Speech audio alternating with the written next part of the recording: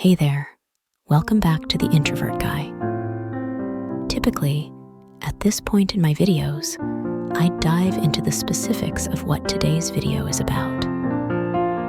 We'd sift through all the data we're about to analyze, and then I'd neatly tie it up with my summaries of what's likely to unfold over the next 3 to 6 months. But not today.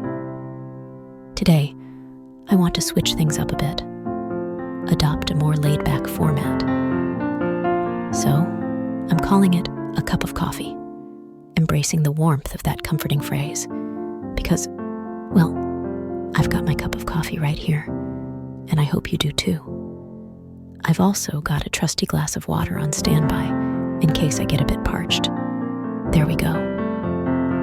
What I really want to do today is just chat about some things happening around the world that might influence the global economy.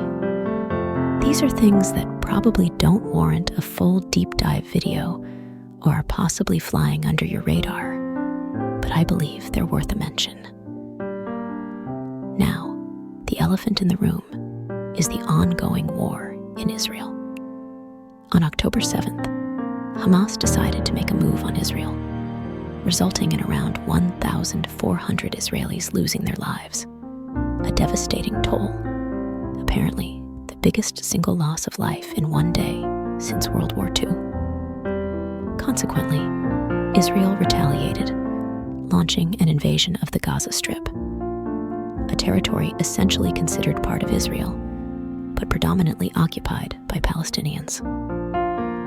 This historical conflict dates back to World War II, with a complex web of uncertainties around territorial claims. The global economy isn't grappling with the fact that Israel is navigating a civil war.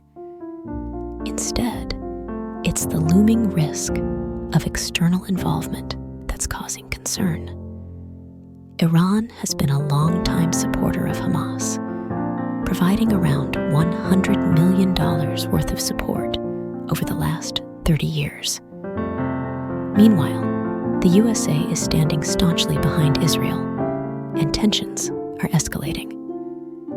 Iran has started attacking US bases in Syria and Iraq, prompting the USA to respond with bombing campaigns against Iranian bases in the Middle East. The Iranian foreign minister has boldly stated that he believes the war will inevitably spread, with more parties getting involved. So, there's a palpable risk of an escalation in the Middle East. Simultaneously, the enduring conflict in Ukraine persists, now exceeding 20 months since the initial invasion in February 2022. Ukraine is actively seeking to improve its position, with recent discussions about joining the European Union. Interestingly, Hungary has voiced opposition to this move due to its close alignment with Russia. The European Union is currently voting on a $50 billion aid package for Ukraine, but Hungary's anticipated veto could mean individual countries have to provide support directly. If Ukraine joins the EU while still at war with Russia, it raises complex questions about the EU's role in an ongoing conflict. These geopolitical tensions are reverberating in oil prices, initially spiking with Russia's invasion of Ukraine, and later fluctuating due to various geopolitical developments.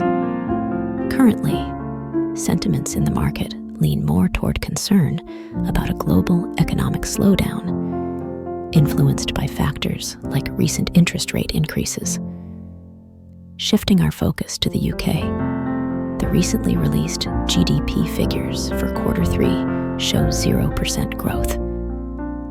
While some view this as a positive outcome, narrowly avoiding a recession, the underlying economic indicators suggest a challenging scenario.